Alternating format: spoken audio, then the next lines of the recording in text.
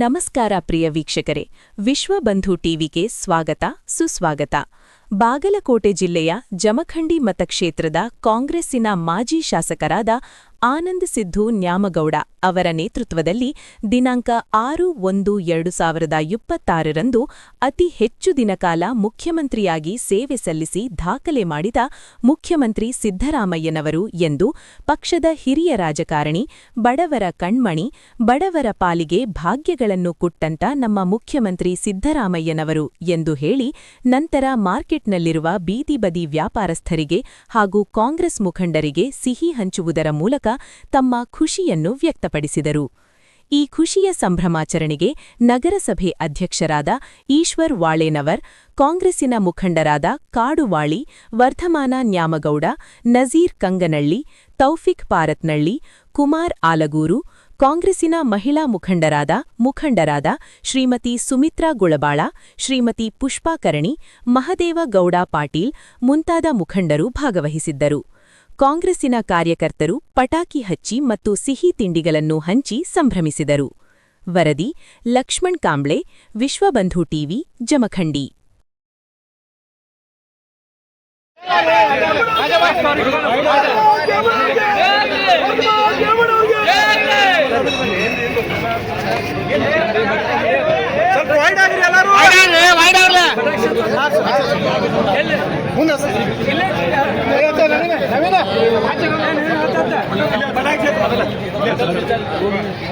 ಎಲ್ಲರೂ ವೈಡ್ ಆಗ್ರಿ.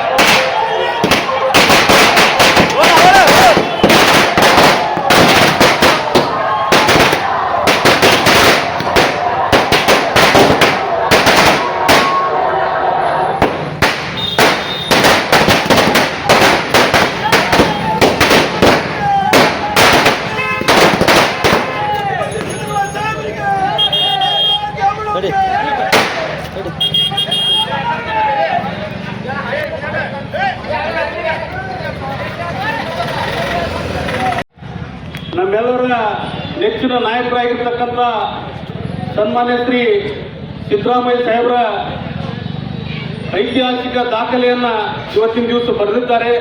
ಅವರ ಒಂದು ಆಡಳಿತಾವಧಿಯ ಸಂಭ್ರಮಾಚರಣೆ ಇವತ್ತಿನ ದಿವಸ ಜಮಖಂಡಿಯಲ್ಲಿ ನಾವು ಆನಂದ್ ನ್ಯಾಮಗೌಡ ನೇತೃತ್ವದಲ್ಲಿ ಹಮ್ಮಿಕೊಂಡಿದ್ದೇವೆ.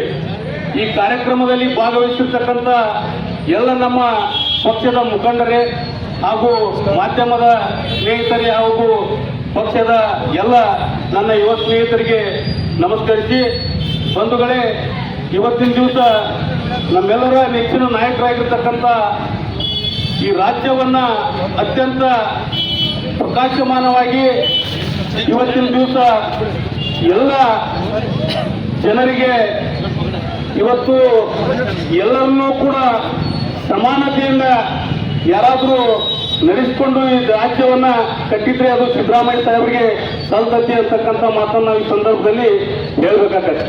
ಅದರ ಜೊತೆಗೆ ಈ ರಾಜ್ಯದಲ್ಲಿ ಅತ್ಯಂತ ಹೆಚ್ಚು ಬಜೆಟ್ಗಳನ್ನ ಮಂಡಿಸ್ತಕ್ಕಂಥ ಕೀರ್ತಿ ಯಾರಾದ್ರಿಗೆ ಸಲ್ತಪ್ಪ ಅಂದ್ರೆ ಅದು ಕೂಡ ಸಿದ್ದರಾಮಯ್ಯ ಸಾಹೇಬರಿಗೆ ಸಲ್ತತಿ ಅಂತಕ್ಕಂಥ ಮಾತನ್ನು ನಾವು ಈ ಸಂದರ್ಭದಲ್ಲಿ ಹೇಳಬೇಕಾಗತ್ತೆ. ಇವತ್ತು ಸನ್ಮಾನ್ಯ ಶ್ರೀ ಅಂದಿನ ಮುಖ್ಯಮಂತ್ರಿಗಳು ಉಳುವವರಿಗೆ ಹೂ ಒಡೆಯುವಂತನವನ್ನ ಭೂಮಿಯನ್ನು ಕೊಟ್ಟಿರ್ತಕ್ಕಂಥ ದೇವರಾಜ್ ಅರಸರು ಅವತ್ತು ಈ ಜನರಿಗೆ ಅವತ್ತಿನ ಒಂದು ಸಂದರ್ಭದಲ್ಲಿ ಈ ಜನರಿಗೆ ಏನು ಬೇಕಾಗಿತ್ತೋ ಅಂತ ಯೋಜನೆಯನ್ನ ಜನರಿಗೆ ಕೊಟ್ಟಿರ್ತಕ್ಕಂಥ ಕೀರ್ತಿ ಯಾರಾದ್ರೂ ಸಲ್ತಿಪ್ಪ ಅಂದ್ರ ಸನ್ಮಾನ್ಯ ಶ್ರೀ ದೇವರಾಜ್ ಅರಸರು ಮುಖ್ಯಮಂತ್ರಿಗಳು ಅಂತಕ್ಕಂಥ ಮಾತನ್ನ ಈ ಸಂದರ್ಭದಲ್ಲಿ ನಾನು ಹೇಳ ಬಯಸ್ತಾ ಇದ್ದೀನಿ.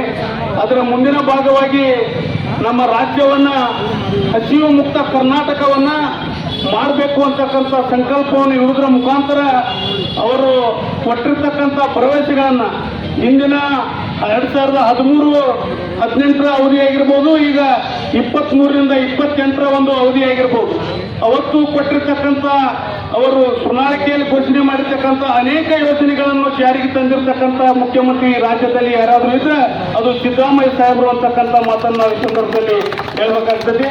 ಇವತ್ತಿನ ಸಂದರ್ಭದಲ್ಲಿ ಕೂಡ ಏನು ಒಂದು ಚುನಾವಣೆಗಿಂತ ಪೂರ್ವದಲ್ಲಿ ಪಂಚ ಗ್ಯಾರಂಟಿಗಳ ಮುಖಾಂತರ ರಾಜ್ಯವನ್ನು ಸುತ್ತಿ ಅಧಿಕಾರವನ್ನು ಹಿಡಿಯುವುದರ ಮುಖಾಂತರ ಕಾಂಗ್ರೆಸ್ ಪಕ್ಷ ಪಂಚ ಗ್ಯಾರಂಟಿಗಳನ್ನ ಇವತ್ತಿನ ದಿವಸ ಜಾರಿಗೆ ತಂದಿರತಕ್ಕಂಥ ನಾಯಕರು ಯಾರಾದರೂ ಇದ್ರೆ ಅದು ನಮ್ಮೆಲ್ಲರ ನಾಯಕರು ಸಿದ್ದರಾಮಯ್ಯ ಸಾಹೇಬರು ಅಂತಕ್ಕಂಥ ಮಾತನ್ನು ಈ ಸಂದರ್ಭದಲ್ಲಿ ಹೇಳ್ಬೇಕಾಗತ್ತೆ ಬಂಧುಗಳೇ. ಹೀಗಾಗಿ ಅವರ ಆಡಳಿತದಲ್ಲಿ ಸರ್ವ ಜನಾಂಗದ ಶಾಂತಿಯ ತೋಟ ಅಂತಕ್ಕಂಥ ಒಂದು ಎಲ್ಲ ಸಮಾಜವನ್ನ ಒಕ್ಕೂಡಿಸಿಕೊಂಡು ಯಾರಾದ್ರೂ ಈ ರಾಜ್ಯದ ಅಭಿವೃದ್ಧಿಯನ್ನು ಕೈಗೊಂಡಿರ್ತಕ್ಕಂಥ ನಾಯಕ ಯಾರಾದ್ರೂ ಇದ್ರೆ ಅದು ಸಿದ್ದರಾಮಯ್ಯ ಸಾಹೇಬರು ಅಂತಕ್ಕಂಥ ಮಾತನ್ನು ನಾವು ಈ ಸಂದರ್ಭದಲ್ಲಿ ಹೇಳ್ಬೇಕಾಗತ್ತೆ. ಹೀಗಾಗಿ ಅವರ ನೇತೃತ್ವದಲ್ಲಿ ಈ ರಾಜ್ಯದಲ್ಲಿ ಅತ್ಯಂತ ದೀರ್ಘಕಾಲದ ಮುಖ್ಯಮಂತ್ರಿ ಅಂತಕ್ಕಂಥ ಒಂದು ಹೆಗ್ಗಳಿಕೆಗೆ ಪಾತ್ರರಾಗಿರ್ತಕ್ಕಂಥ ನಾಯಕರು ಇವತ್ತಿನ ದಿವಸ ಸಿದ್ದರಾಮಯ್ಯ ಸಾಹೇಬರು. ಅವರ ನೇತೃತ್ವದಲ್ಲಿ ಕಾಂಗ್ರೆಸ್ ಪಕ್ಷ ಅಷ್ಟೇ ಅಲ್ಲ, ಈ ರಾಜ್ಯದಲ್ಲಿ ಒಂದು ಕರ್ನಾಟಕದ ಜನತೆ ಅವರ ಆಡಳಿತವನ್ನ ಎದುರು ನೋಡ್ತಕ್ಕಂಥ ದಿವಸ ಇವತ್ತಿನ ದಿವಸ ಕಾಣ್ತಾ ಇದೆ ನಮಗೆಲ್ಲರಿಗೂ ಕೂಡ.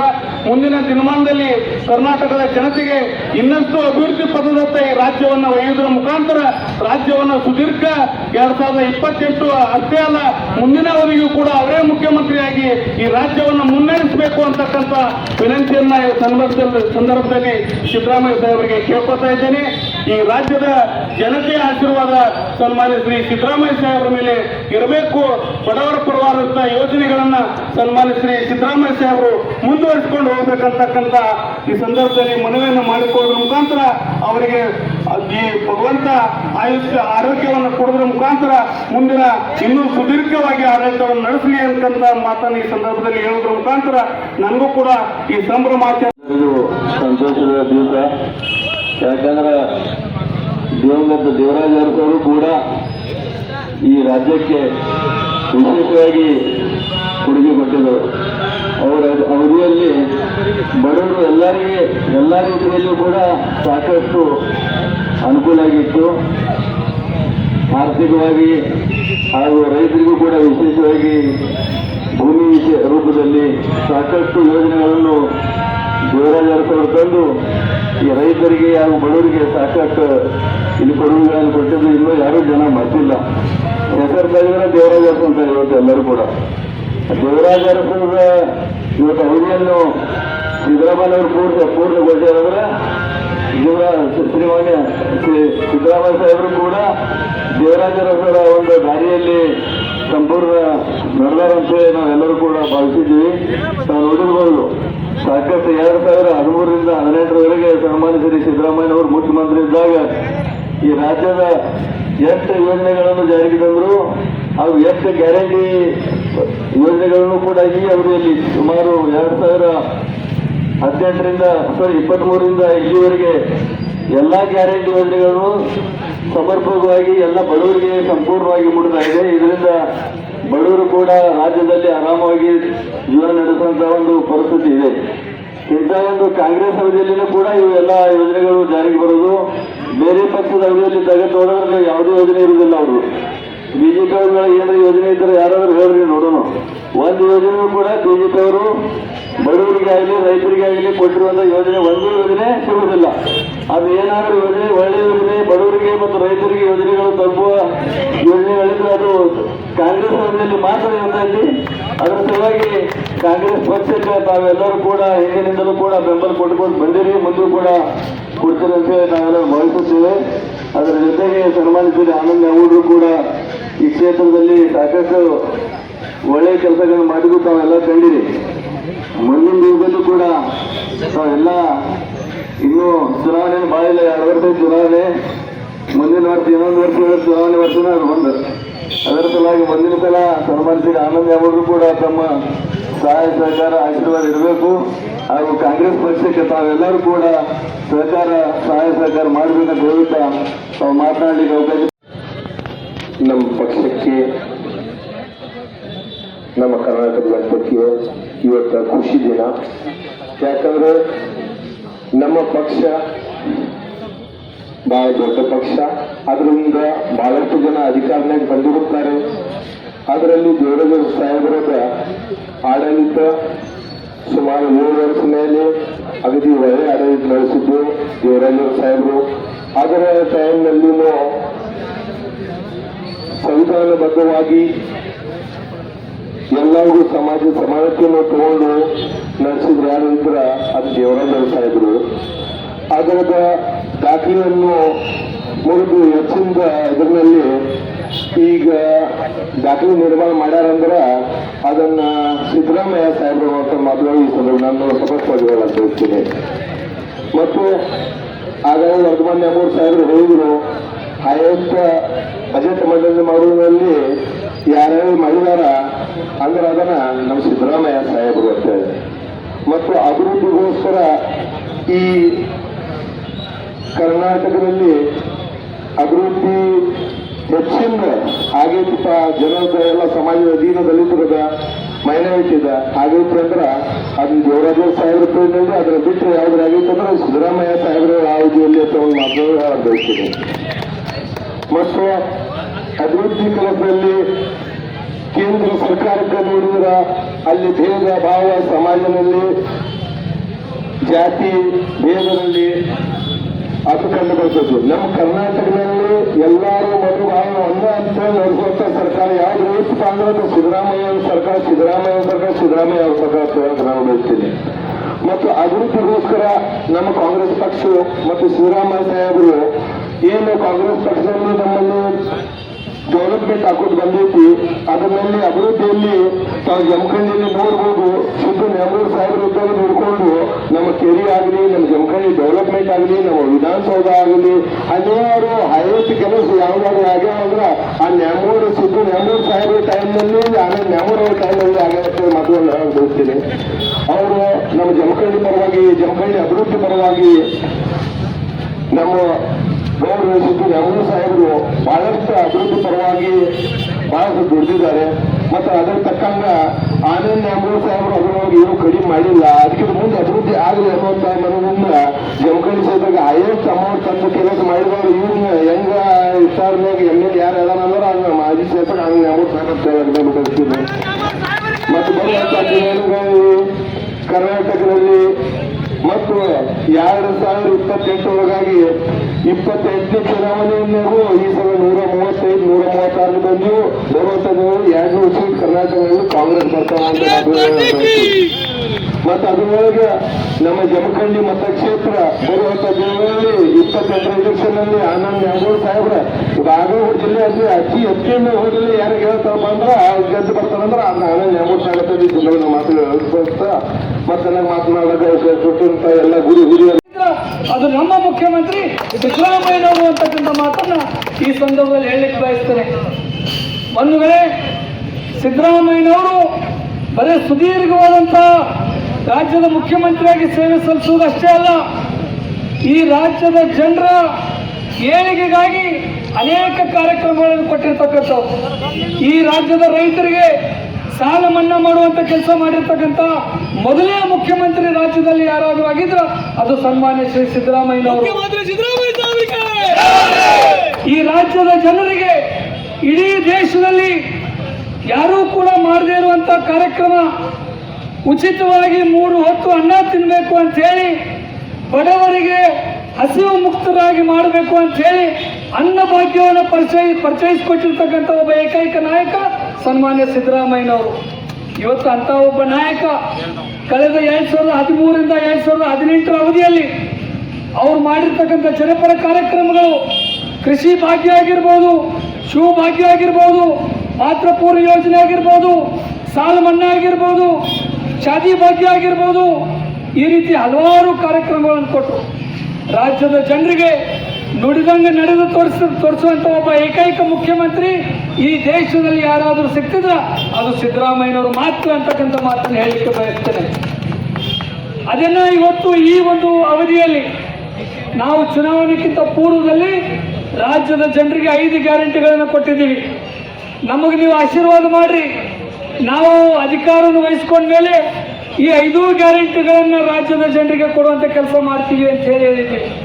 ಇವತ್ತು ರಾಜ್ಯದ ಮುಖ್ಯಮಂತ್ರಿಯಾಗಿ ಸನ್ಮಾನ್ಯ ಸಿದ್ದರಾಮಯ್ಯನವರು ಆಶೀರ್ವಚನ ಪಡೆದ ನಂತರ 5 ಗ್ಯಾರಂಟಿಗಳನ್ನ ಗೃಹಲಕ್ಷ್ಮಿ ಆಗಿರ್ಬೋದು, ಗೃಹ ಜ್ಯೋತಿ ಆಗಿರ್ಬೋದು, ಶಕ್ತಿ ಯೋಜನೆ ಆಗಿರ್ಬೋದು, ಅದೇ ರೀತಿ ನಮ್ಮ ಯುವ ನಿಧಿ ಆಗಿರ್ಬೋದು ಮತ್ತು ಅನ್ನಭಾಗ್ಯ ಆಗಿರ್ಬೋದು, ವರ್ಷಕ್ಕೆ 58,000 ಕೋಟಿ ರೂಪಾಯಿಯಷ್ಟು ಖರ್ಚು ಮಾಡಿ ಈ 5 ಗ್ಯಾರಂಟಿಗಳನ್ನು ರಾಜ್ಯದ ಜನರಿಗೆ ಕೊಟ್ಟ ಭರವಸೆಯನ್ನು ಈಡೇರಿಸುವಂಥ ಒಂದು ಕಾರ್ಯ ಇವತ್ತು ದೇಶದಲ್ಲಿ ಯಾವುದಾದ್ರೂ ಒಬ್ಬ ಮುಖ್ಯಮಂತ್ರಿ ಮಾಡಿ ತೋರಿಸಿದ್ರೆ ಅದು ನಮ್ಮ ಕಾಂಗ್ರೆಸ್ ಪಕ್ಷದ ಮುಖ್ಯಮಂತ್ರಿ ಸಿದ್ದರಾಮಯ್ಯನವರು ಮಾತ್ರ ಅಂತ ಈ ಸಂದರ್ಭದಲ್ಲಿ ಹೇಳಿಕೆ ಬಯಸ್ತೇನೆ.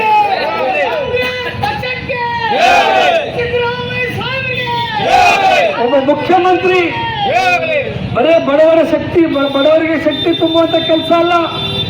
ರಾಜ್ಯದ ಜನ ಇವತ್ತು ಸಾಮರಸ್ಯವಾದಂಥ ವಾತಾವರಣದಲ್ಲಿ ಬದುಕಬೇಕು. ನಾವೆಲ್ಲರೂ ಕೂಡ ಸಹೋದರರಾಗಿ ಬದುಕಬೇಕು.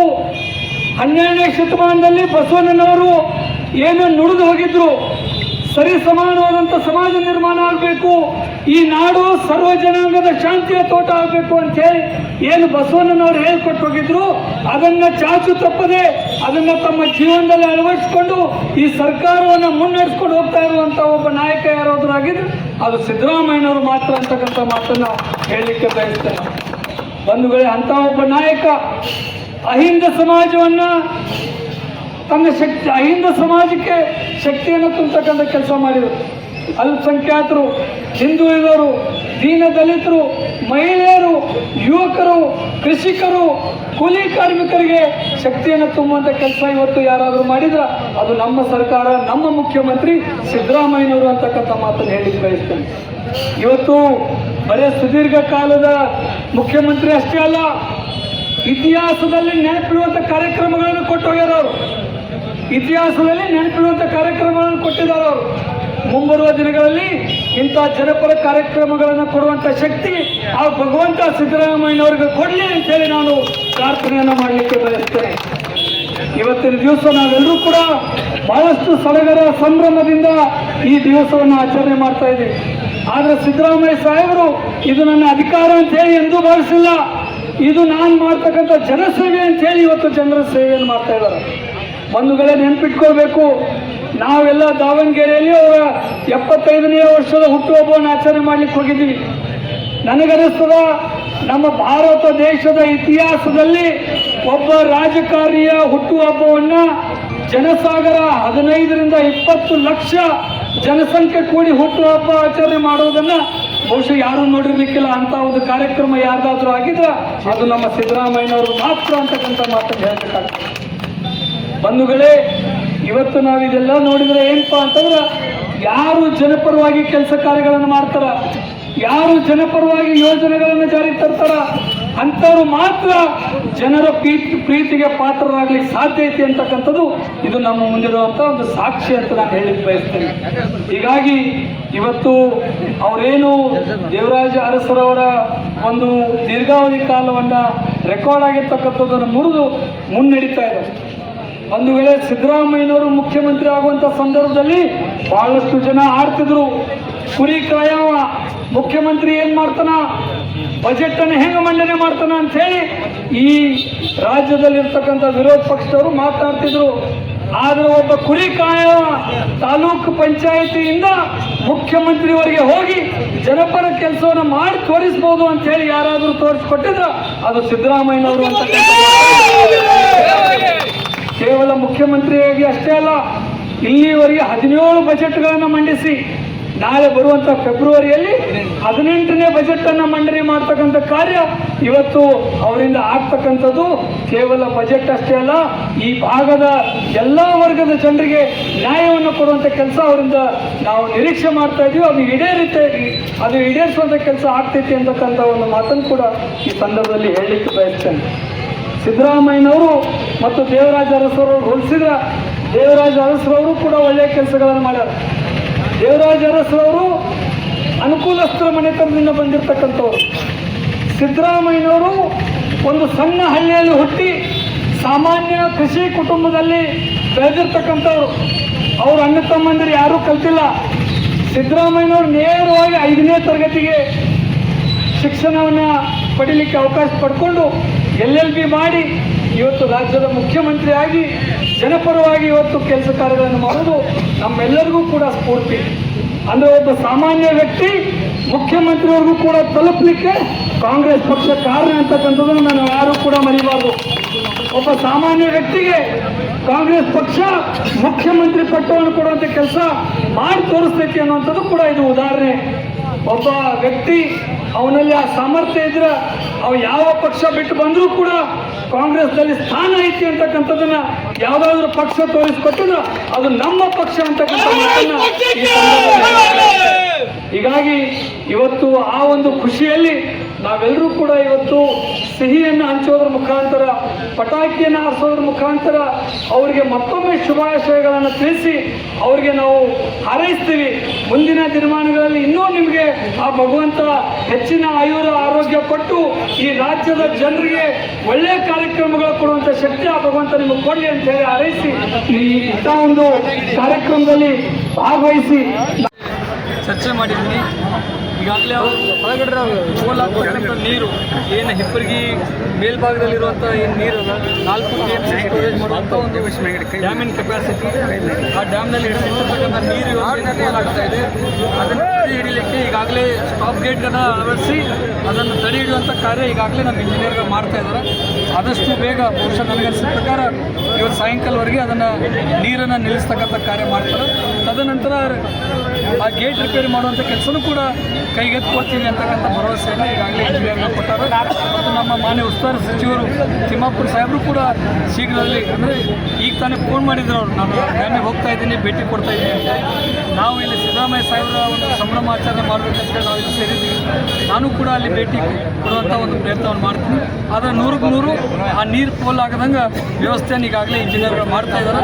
ಆದಷ್ಟು ಬೇಗ ಅದನ್ನು ನೀರು ಹಿಡಿಯುವಂಥ ಕೆಲಸ ಆಗಲಿ ಅಂತೇಳಿ ನಾನು ಕೂಡ ಒತ್ತಾಯ ಮಾಡ್ತೀನಿ. ಬೆಳಗಾವಿಯಿಂದ ವಿಶೇಷ ತಂಡ 7 ಗಂಟೆಗೆ ಬರ್ತದೆ ಇಲ್ಲ, ಅದು ಈಗೇನ ಗೇಟ್ ಮುರಿದೋಗಿದೆ.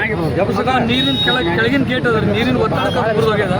ಸ್ಟಾಪ್ ಗೇಟ್ ಅಳವಡಿಸಿದ್ರೆ ನೆಕ್ಸ್ಟ್ ಗೇಟಿಗೆ ಏನು ಬರೋಂಗಿಲ್ಲ. ಯಾಕೆ 2 ಗೇಟ್ ಅದಾವೆ. ಆ ಸ್ಟಾಪ್ ಗೇಟ್ ಅದ, ಒಂದು ನೀರು ರಿಲೀಸ್ ಮಾಡೋಕ್ಕೆ ಗೇಟ್ ಅದು. ಈ ಸ್ಟಾಪ್ ಗೇಟ್ ಹಾಕಿಬಿಟ್ರೆ ಈ ಗೇಟಿಂದ ರಿಪೇರಿ ಕೆಲಸ ಮಾಡ್ಲಿಕ್ಕೆ ಸಾಧ್ಯ ಐತಿ. ಆ ಕೆಲಸ ಈಗ ಮಾಡಕತ್ತಾರೆ.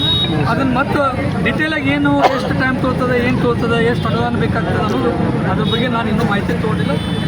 ಅವ್ರ ಜೊತೆ ಚರ್ಚೆ ಮಾಡಿ ಸರ್, ಡಿಸೆಂಬರ್ ಕ್ರಾಂತಿಯಾಗತ್ತೆ ನಾವು ವಾಪಸ್ ಸರ್, ಅದನ್ನ ಶಮನ ಮಾಡುವಲ್ಲಿ ಸಿದ್ದರಾಮಯ್ಯ ಸಾಹೇಬರು ಯಶಸ್ವಿ ಆದ್ರೆ ಯಾವ ಡಿಸೆಂಬರ್ ಕ್ರಾಂತಿ ಅನ್ನೋದು ಏನಾದರೂ ಕ್ರಾಂತಿ ಹಾಕಿದ್ರೆ ಜನರ ಪರವಾಗಿರುವಂಥ ಕಾರ್ಯಕ್ರಮಗಳನ್ನು ಕೊಡೋದ್ರ ಮುಖಾಂತರ ಕ್ರಾಂತಿ ಮಾಡ್ತಾ ಇದ್ದಾರೆ. ಮತ್ತೇನಿಲ್ಲ. ಉವಾಪಗಳಿದ್ದು ಸರ್, ಯಾವ ಉವಾಪಗಳಿಗೆ ನಾವು ಯಾವ ಕಿವಿ ಕೊಡುವಂಥ ಅವಶ್ಯಕತೆ ಇಲ್ಲ. ನಮ್ಮ ರಾಜ್ಯ ಒಂದು ಸುಭದ್ರವಾದಂಥ ಸರ್ಕಾರ ಐತಿ, ಮ್ಯಾಲೆ ಹೈಕಮಾಂಡ್ ಐತಿ. ಅದಕ್ಕೆ ನಾವೆಲ್ಲರೂ ಕೂಡ ತಲೆಬಾಗುವಂಥ ಕೆಲಸ ಮಾಡ್ತೀವಿ. ಪೂರ್ಣಾವಧಿ ಹೊರಗೊಳಿಸ್ತಾರೂ ಹೈಕಮಾಂಡ್ ನಿರ್ಧಾರ ಮಾಡ್ತದಲ್ಲ. ಹೈಕಮಾಂಡ್ನಲ್ಲಿ, ಯಾಕಂದ್ರೆ ನಾವು ಯಾರು ಅಷ್ಟು ದೊಡ್ಡವರಲ್ಲ, ಅದ್ರ ಬಗ್ಗೆ ಮಾತನಾಡುವಷ್ಟು ದೊಡ್ಡವರು ಯಾರಿಲ್ಲ. ಹೈಕಮಾಂಡ್ ಮಾಡ್ತೈತಿ, ಅಲ್ಲಿವರೆಗೆ ನಾವೆಲ್ಲ ಕಾದು